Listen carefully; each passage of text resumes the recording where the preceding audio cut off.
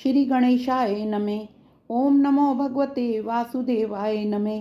कार्तिक मास में भगवान विष्णु धरती पर जल में वास करते हैं, इसलिए कार्तिक मास में ब्रह्म मुहूर्त में स्नान कर तुलसी आरती सुनने, कार्तिक महात्म का पाठ सुनने से विष्णु भगवान और लक्ष्मी जी प्रसन्न होती हैं। आज हम 9वें अध्याय का पाठ प्रारंभ करते हैं। महाराज पृथु बोले, हे मुनि श्रेष्ठ, आपने कार्तिक व्रत में तुलसी की मूल में विष्णु भगवान का पूजन कहा है, सो हे भगवान, मैं तुलसी के महात्म को पूछना चाहता हूँ। ये कहाँ और किस प्रकार पैदा हुई, वे सब कथा बताने की कृपा करें। नारद जी बोले, हे एक समय सब देवता वे अप्सराओं के साथ इंद्र शिव के दर्शन के लिए कैलाश की ओर गए।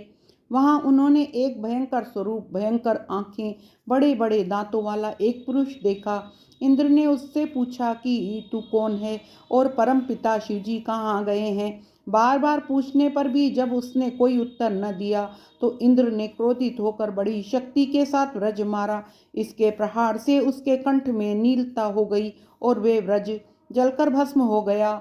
तब भगवान रुद्र अपने तेज से इंद्र को जलाने लगे। ये दशा देखकर बृहस्पति इंद्र के दंड के समान पृथ्वी पर गिरकर हाथ जोड़कर स्तुति करने लगे।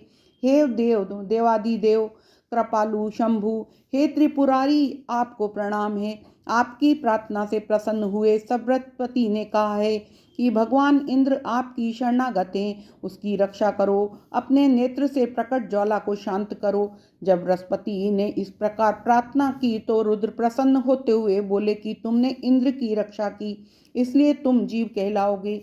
मेरे मस्तक से उत्पन्न अग्नि अब फिर कैसे प्रवेश कर सकती है? मैं इसे समुद्र में फेंक दूंगा ताकि इंद्र को कष्ट न दे। ऐसा कहकर शिव जी ने उस अग्नि के को हाथ में लेकर समुद्र में फेंक दिया। ये अग्नि गंगा सागर के संगम पर गिरी। वहां एक बालक रूप धारण कर रोने लगी। उसके शब्द के स्वर से सत्यलोक बहरे हो गए, पृथ्वी कांपने लगी। तब ब्रह्मा वहां पहुंचे और पूछा कि यह अद्भुत बालक किसका है। ब्रह्मा जी की बात सुनकर समुद्र ने प्रणाम करके कहा कि हे प्रभु, गंगा सागर के संगम से यह पुत्र उत्पन्न हुआ है। फिर उस ब्रह्मा जी की गोद में देते हुए कहा कि हे जग के स्वामी, इसका जातकादि संस्कार करिए। इसी बीच उस बालक ने ब्रह्मा जी की दाढ़ी पकड़ ली और उसे हिलाने लगा। इससे उसके आंसू गिरने लगे। बड़ी कठिनता से वे अपनी दाढ़ी छुड़ाकर बोले कि हे समुद्र, इसने हमारे नेत्रों से जल निकाला है, इससे इसका नाम जालंधर होगा।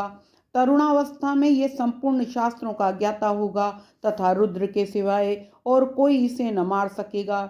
ऐसा कहकर शुक्राचार्य को बुलाकर उसे राजगद्दी पर बैठा दिया और ब्रह्मा जी वहां से अंतर ध्यान हो गए।